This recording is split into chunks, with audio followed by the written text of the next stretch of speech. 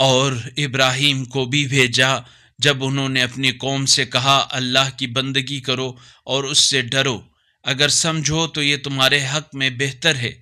تم تو اللہ کو چھوڑ کر بس بتوں کو پوجتے ہو اور جھوٹ گھڑ لیتے ہو۔ اللہ کے سوا تم جن کی پوجا کرتے ہو وہ تمہیں رزق دینے کا اختیار نہیں رکھتے، لہذا تم اللہ کے ہاں سے رزق طلب کرو اور اسی کی بندگی کرو اور اسی کا شکر ادا کرو، تم اسی کی طرف پلٹائے جاؤ گے۔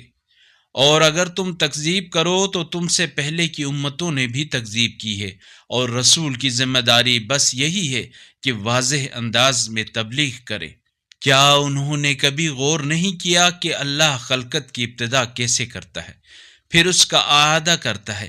یقیناً اللہ کے لیے یہ آسان ہے۔ کہہ دیجئے تم زمین میں چل پھر کر دیکھو کہ اللہ نے خلقت کی ابتدا کیسے کی، پھر اللہ دوسری خلقت پیدا کرے گا۔